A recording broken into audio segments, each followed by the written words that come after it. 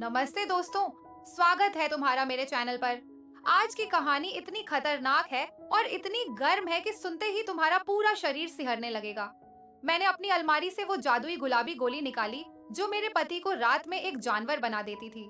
मेरा पति विक्रम जब भी यह एनर्जी वाली गोली खाता था, तो रात में मुझे इतना जोर जोर से रगड़ता था कि मैं चीख चीख कर रह जाती थी। उसका वो लोहे जैसा सख्त हथियार अंदर जाते ही मेरी सारी देह कांप जाती थी। एक दिन मैंने सोचा, आज मैं खुद उसे और ज्यादा आग दिलाऊंगी। मैं बाथरूम में गई, बादाम वाला दूध गर्म किया और उसमें एक गोली अच्छे से घोल दी। रात के 10 बजे बज चुके थे। मैंने गिलास हाथ में लिया और विक्रम के बेडरूम में चली गई। विक्रम बेड पर बैठा था, आंखों में भूख लिए मुझे घूर रहा था। मैंने मुस्कुराते हुए पूछा, क्या देख रहे हो इतनी गर्म नजरों से? तो बोलो ना, आज मैं कैसी लग रही हूँ? विक्रम ने भारी आवाज में कहा, आज तो मन कर रहा है कि तुम्हें पूरा का पूरा निगल जाऊं। मैं हंसी और बोली, निगलने की जरूरत नहीं, बस ये दूध पी लो।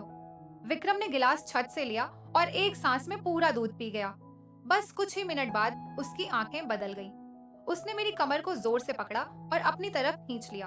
फिर उसने अपना वो गर्म और सख्त हथियार मेरे होठों पर रख दिया, मुझे बिस्तर पर पटक दिया और एक झटके में मेरे अंदर घुस गया। बाप रे, उसकी स्पीड इतनी तेज हो गई थी कि मेरी पूरी बॉडी हिलने लगी। वो बार बार जोर जोर से धक्के दे रहा था। मेरी सांसें उखड़ गई थी। क्या क्या हुआ उस रात, शो पूरा विस्तार से सुनना है। लेकिन उससे पहले वीडियो को अब भी लाइक कर दो और नीचे लाल सब्सक्राइब बटन दबा दो। जो लोग अभी सब्सक्राइब करेंगे उन्हें मैं रात में कॉल करूंगी, इसलिए जल्दी से सब्सक्राइब कर लो।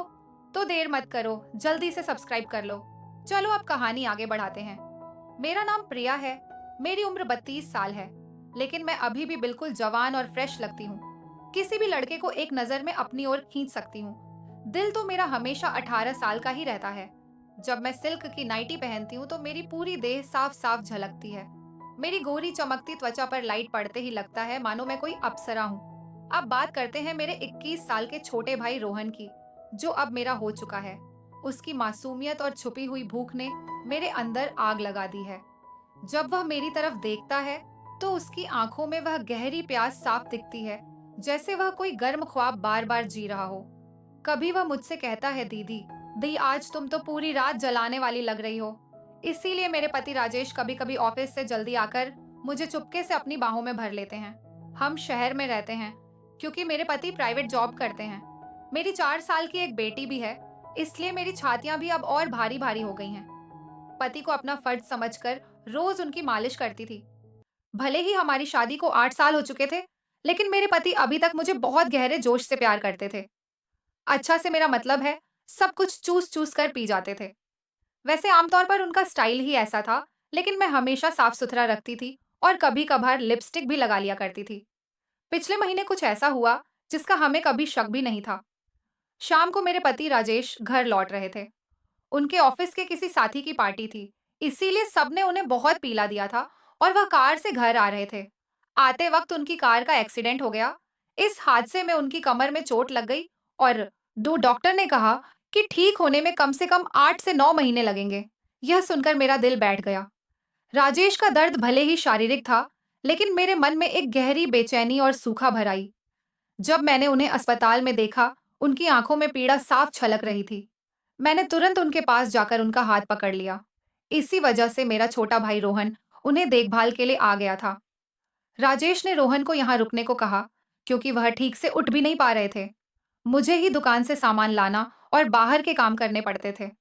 मैं मान गई और बहुत खुश हो गई रोहन को देखकर। मेरे कान तक ही आते थे। बॉडी भी फिट थी और रंग भी गोरा था। वह ज्यादा शरारती किस्म का लड़का नहीं लग रहा था और मैं भी खुश थी कि कोई तो आया जो मेरी मदद कर सके। आज वह मुझसे थोड़ा थोड़ा झिझक रहा था क्योंकि वह शादी के बाद पहली बार मेरे साथ इतने करीब था। रात को जब मैं राजेश को दवा दे रही थी कि तब मेरा छोटा भाई भी हमारे पास बैठा था और फिर अपने कमरे में जाकर समय पर सो गया था।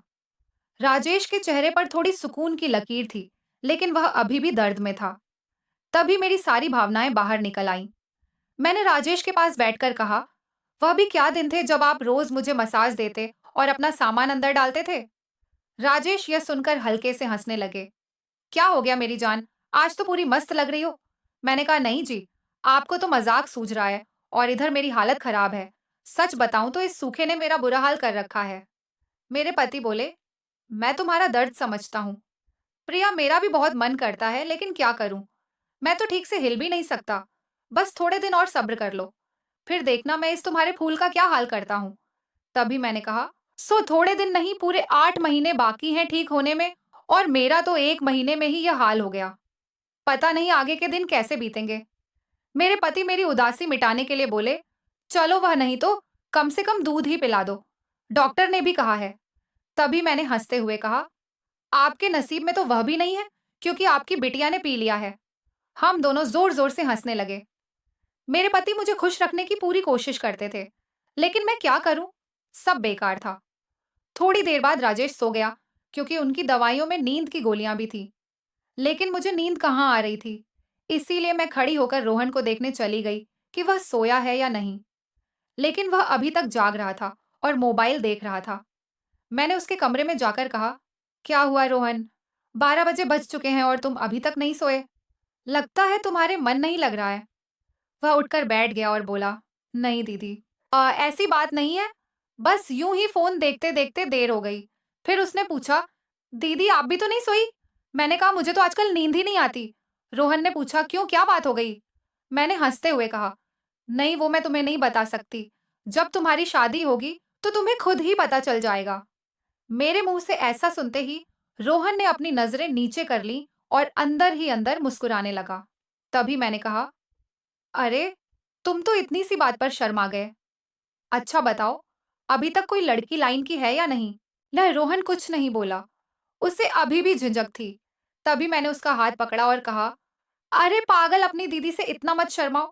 वह धीरज से बोला, दीदी, सच बताऊं तो ऐसी बातें मैंने अभी तक अपने दोस्तों से भी नहीं की हैं। मैंने कहा, अच्छा तुम मुझे अपना दोस्त ही समझ लो ना, क्योंकि मुझे ऐसी बातें करने में बहुत मजा आता है। रोहन ने कहा, हाँ दीदी, एक थी, लेकिन उसने मेरे से बातें बंद कर दी हैं। मैंने पूछा, तुमने उस कर दी होगी ना?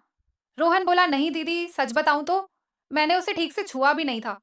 मैंने मुंह बनाते हुए कहा, तुम तो बड़े सीधे हो। चलो कोई बात नहीं, अब तुम मेरे पास आ गए हो तो मैं तुम्हें अपना खिलाकर जवान कर दूंगी। मैं बातें करते करते रोहन के कमरे में ही सो गई थी। सुबह जब मेरी आंखें खुली तो रोहन बेड पर बैठा हुआ मुझे ही देख रहा था। मेरे उठते ही रोहन ने मुझे गुड मॉर्निंग बोला।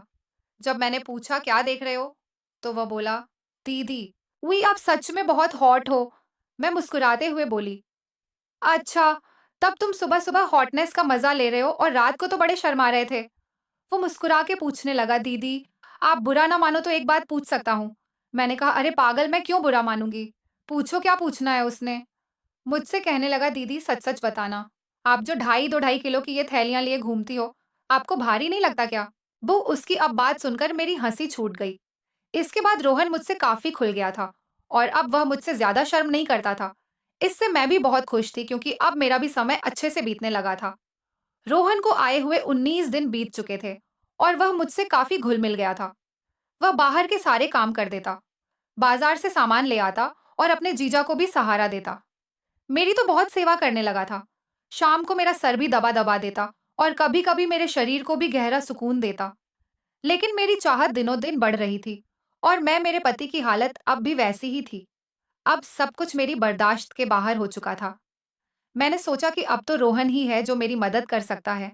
आज मैंने पक्का इरादा कर लिया कि आज रोहन से काम ले ही लूंगी और अपने सूखे हुए बगीचे को रोहन से ही सींचवा लूंगी। उसके बाद मैं किचन में खाना बनाने चली गई। जैसे ही रोहन नहाकर ताजा होकर किचन में आया, मैंने दूध निकालने का बहाना बना दिया। मैं किचन में ही ब्लाउज नीचे करके दूध निकाल रही थी। मेरी बेटी अभी नानी के घर गई हुई थी, क्योंकि घर में उसे देखने वाला कोई नहीं था। इसलिए अब बाकी का दूध निकालना पड़ता था और घर में मेरे पति और रोहन के अलावा कोई नहीं था, तो मुझे डर भी नहीं था। जैसे ही रोहन अंदर आया, वह मुझे देखकर एकदम हक्का बक्का हो गया और कहने लगा, सॉरी दीदी, मुझे माफ कर दो। मैंने देखा नहीं और बाहर जाने लगा। तभी मैंने उसे रोक लिया। अरे रोहन, क्या हुआ? कोई बात नहीं, अंदर आ जाओ। रोहन बोला, दीदी ऐसे मैं अंदर कैसे आऊं? मैंने कहा, ऐसे वैसे मत करो और जल्दी से आकर मेरी मदद करो। रोहन का मन भी कर रहा था, लेकिन मैं उसकी दीदी थी, इसीलिए वह थोड़ा हिचक रहा था। फिर मैंने उसे कहा, अरे इतना क्या शर्मा रहे हो? अब जल्दी से आओ और मेरी मदद करो। धीरे धीरे रोहन किचन में आ गया और पास आकर खड़ा हो गया। वह मुझे देखता ही रह गया। तभी मैंने कहा, ऐसे क्या घूर रहे हो? कि क्या तुमने आज तक नहीं देखा? वो बोला, माँ कसम दीदी, मैं आपको बता नहीं सकता कि मुझे कैसा लग रहा है। बहुत ही कमाल है दीदी। मैंने कहा, तारीफें करना छोड़ो और यहाँ मेरी मदद करो। तभी रोहन बोला, दीदी मुझे नहीं पता कैसे करना है। तो मैंने कहा, अरे बेवकूफ, इसमें कुछ नहीं करना। ये लो पकड़ो और बस धीरे धीरे दबाओ। थोड़ी देर बाद जब रोहन के हाथ तेज होने लगे, तो मैंने सोचा कि अब मेरा आगे झुककर सही से काम करने का समय है। मैं आगे झुकी और रोहन ने पीछे से मेरी देखभाल करने लगा। लेकिन कुछ देर में ही रोहन का सामान से पानी निकल गया। तो देखा कि रोहन का काम तो पहले ही खत्म है। उसे देखकर अब मेरा मन बहुत उदास हुआ, लेकिन फिर भी मेरी हंसी निकल ही पड़ी। मैंने नाराजगी से रोहन को थप्पड़ मारते हुए कहा, ये क्या किया बेवकूफ, तुमने तो शुरू होने से पहले ही फिनिश कर दिया।